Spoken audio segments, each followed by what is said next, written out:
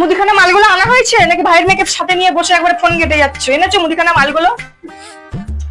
হ্যাঁ মা, সব মালগুলো আমার আনা হয়েছে, সব এনে কমপ্লিট করে এই যে রেখে দিয়েছি, দেখে নিন একবার চেক করে। আর বিলটা আমার পার্সে আছে, আপনি দেখে নিন, আমি তারপরে আপনাকে বিলটা দিচ্ছি।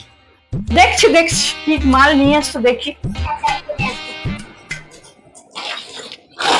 ও ভগবান, কত কত মাল নিয়ে এসছি রে বাবা।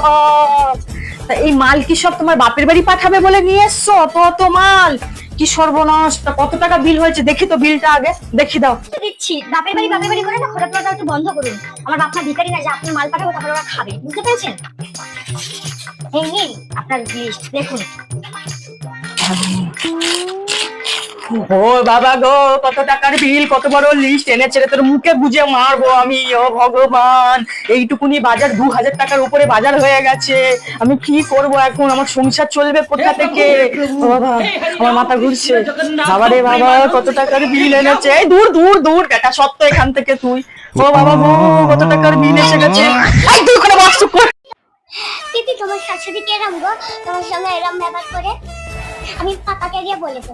উনি এইরকমই টাকা টাকা করে মরলো, টাকা টাকা। আপনি এটা নিয়ে ঘাটে যান, আপনি টাকা টাকা করে মরছেন। যা পারেন ঘোরা, সামনের মাস থেকে আমরা কোনো কিছু আনতে দেবেন না। চল শোনা,